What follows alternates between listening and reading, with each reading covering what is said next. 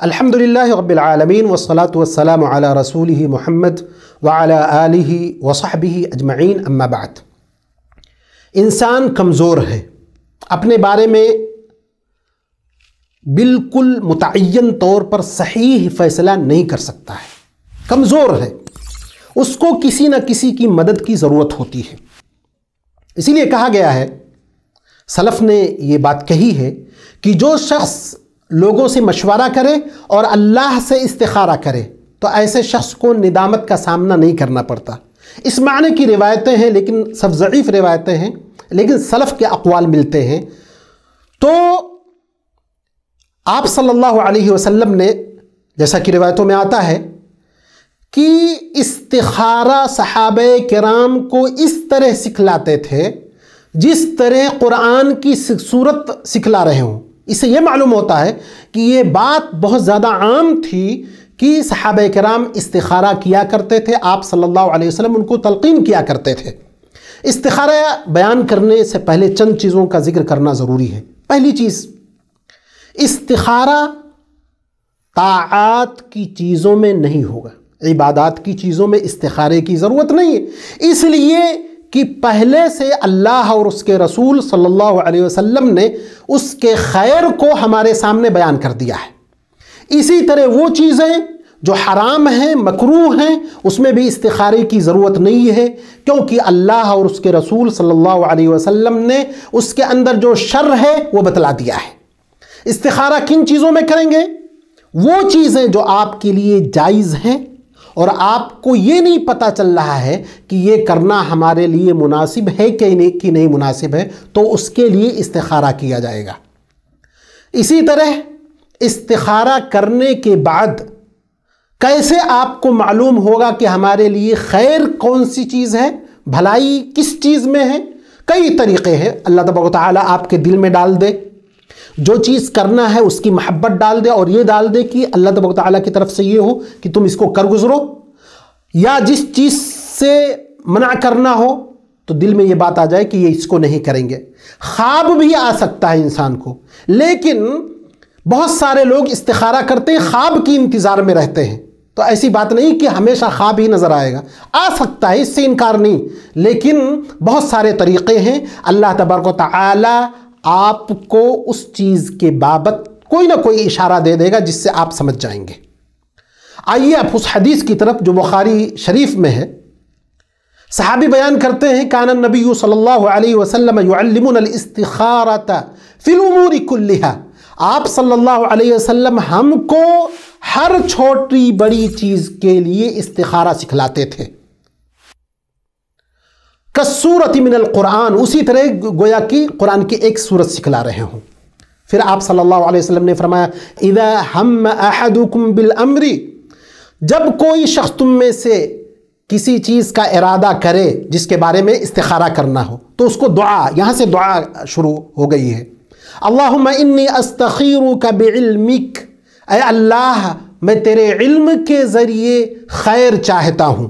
وَأَسْتَقْدِرُكَ بِقُدْرَتِكَ، اے اللہ تیری قدرت کے ذریعے میں طاقت چاہتا ہوں۔ وَأَسْأَلُكَ مِن فَضْلِكَ الْعَظِيمِ، اور تیرے عظیم فضل کا سوال کرتا ہوں۔ فَإِنَّكَ تَقْدِرُ وَلَا أَقْدِرُ، تو قدرت والا ہے، میرے پاس طاقت نہیں ہے۔ وَتَعْلَمُ وَلَا أَعْلَمُ، تو جانتا ہے میں نہیں جانتا ہوں۔ إِنَّكَ أَنْتَ عَلَّامُ الْغُيُوبِ، تو تمام غیب کی چیزوں کا علم رکھتا ہے۔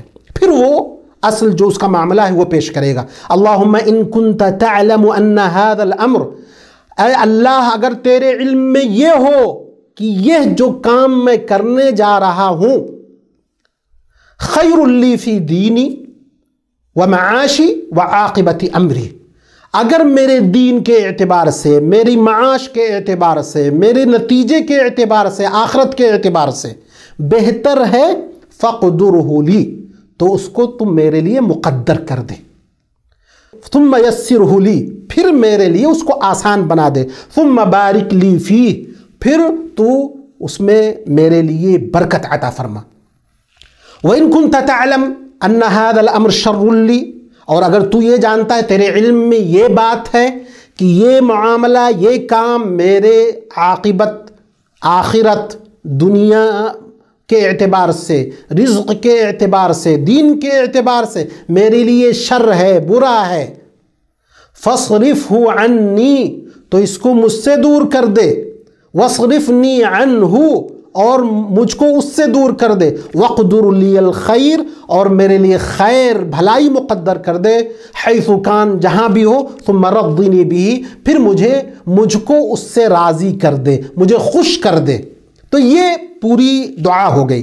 اس حدیث میں شروع ہی میں کہا گیا ہے کہ اذا ہم احدکم بالامر فلیرکع رکعتین من غیر الفریضہ۔